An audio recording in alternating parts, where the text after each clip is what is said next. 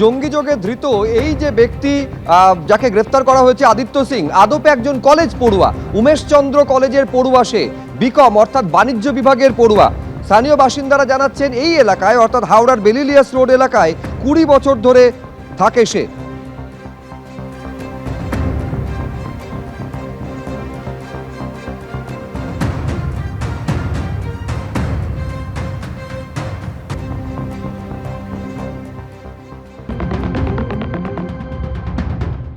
জঙ্গি হামিম মণ্ডলের সঙ্গে সরাসরি যোগাযোগ ছিল আদিত্য সিংয়ের, তেমনটাই বেঙ্গল এসটিএফ সূত্রে খবর।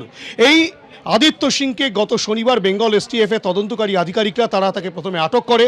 তার থেকে একটি ল্যাপটপ পাওয়া যায়, বেশ কিছু নথিপত্র পাওয়া যায় এবং তাকে দফায় দফায় জিজ্ঞাসাবাদ করার পর বেঙ্গল এসটিএফের তদন্তকারীরা নিশ্চিত হন যে এই হামিমের সঙ্গে কিন্তু আদিত্য সিংয়ের সরাসরি যোগাযোগ ছিল। এবং শুধু তাই নয়, বেঙ্গল এসটিএফের তদন্তকারীদের সূত্রে যেটা জানা যাচ্ছে যে এই হামিমকে সমস্ত ধরনের তথ্য কিন্তু দিত এই আদিত্য সিং, এবং উমেশ রায় সম্পর্কিত সমস্ত তথ্য কিন্তু একেবারে পৌঁছে দেওয়া হতো হামিমের কাছে, তেমনটাই তদন্তকারীদের দাবি। আমরা সরাসরি কথা বলে নেব আদিত্য সিংয়ের দিদার সঙ্গে। আপনি তো আদিত্যর দিদা, হামিমকে সাথ কিতনে দিন সে जानते हैं सर, हम नहीं जानते हैं हमीम को। हम कहाँ जाने, हम हमीम को हमारा पूरा फैमिली नहीं जानेगा, लड़का उसका बाप भी नहीं जानेगा कि हमीम कौन है। आदित्य क्या करते थे? पढ़ता रहा वही कॉलेज में, उमेश चंद्र में, बिकम है। हाँ, अभी ने इम्तिहान 10 दिन हुआ दे के आया है, तो उसका बाप बोला परीक्षा हो गया था, कंप्यूटर में नाम लिखा लो थोड़ा।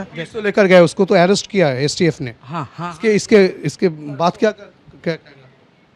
परसों ले गया रात को 15 आदमी आया था, तो वो लोग घेर के ले गया, सब खोज के ले गया।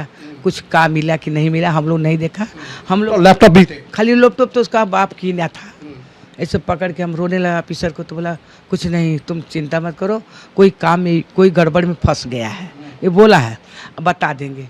तो वही जब हम गया था, बैठा था 3 बजे वहाँ से, फिर गाड़ी में हथकड़ी लगा के ले गया वहाँ। হামিমের সঙ্গে এই আদিত্য সিংয়ের সম্পর্ক কতদিনের, কিভাবে তাদের সম্পর্ক তৈরি হলো, কি কি তথ্য তদন্তকারীরা যা তথ্য পেয়েছেন সেই সব তথ্য বিশ্লেষণ করে আর কারা কারা এর সঙ্গে যুক্ত রয়েছে সমস্ত বিষয়টাই খতিয়ে দেখা হচ্ছে, তেমনটাই বেঙ্গল এসটিএফ সূত্রে খবর। ক্যামেরায় দিব্যেন্দু সিনহার সঙ্গে হিন্দোল দে, এবিপি আনন্দ, হাওড়া।